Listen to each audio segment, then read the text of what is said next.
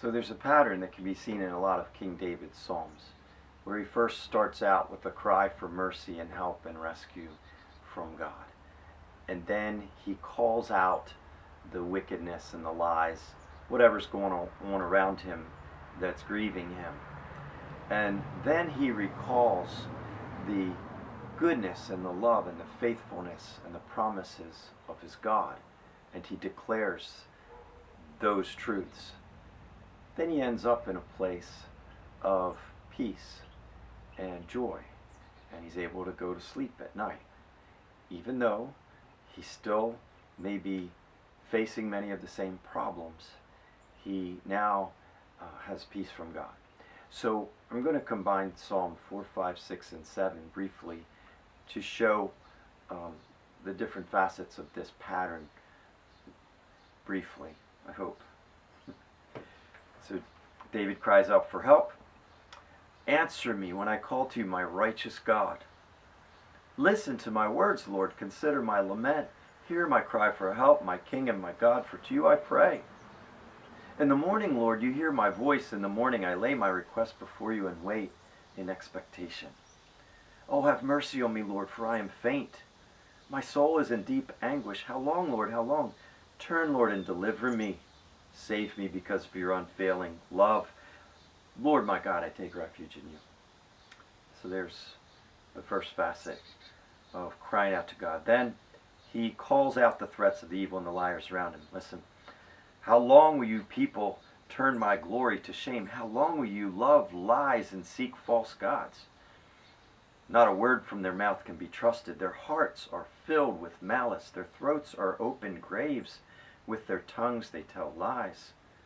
My eyes grow weak with sorrow. They fail because of all my foes. Away from me, all you who do evil, for the Lord has heard my weeping. Oh, bring an end to the violence of the wicked and make the righteous secure. Now the third facet, David calls to mind and declares the promises and faithfulness, loving kindness of the Lord. Oh, know that the Lord has set apart the godly for himself. The Lord hears when I call to him.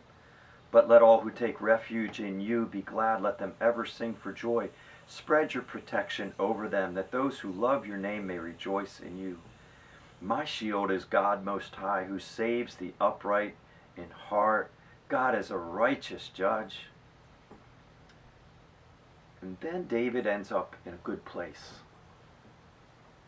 You have put more joy in my heart than they have when their grain and wine abound. In peace I will lie down and sleep, for you alone, O Lord, make me dwell in safety. But let all who take refuge in you rejoice. Let them ever sing for joy, and spread your protection over them, that those who love your name may exalt in you. For surely, O Lord, you bless the righteous. You surround them with your favor as with a shield. Oh, I will give thanks to the Lord because of his righteousness. I will sing the praises of the name of the Lord Most High. So by God's grace, may we all learn from David's pattern and imitate that pattern, because it's wisdom. I can't recall who made this quote, but to paraphrase it, is basically, as soon as we wake up, the cares and worries and concerns of the day start circling around us like wolves. And it gets worse from there. So I think as we wake up, to let our first words and thoughts be a cry to the Lord. Oh Lord, I need you. Oh Lord, have mercy on me. Oh Lord, I'm dealing with this or that. Rescue me, God. You know I need you. And then we don't have to pretend that evil stuff's not going on around and that it's getting at us. We can call it out for what it is. But again, we're calling it out to the Lord. But then we don't just stop there. We don't stop with the bad news. We remind ourselves, and not only remind ourselves, but even declare God's goodness, God's faithfulness, God's history of helping us in the past, or God's promises and the faithfulness he has to his word.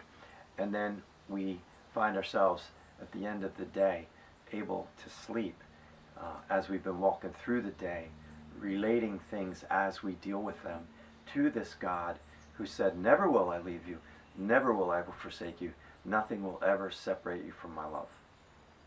God bless you.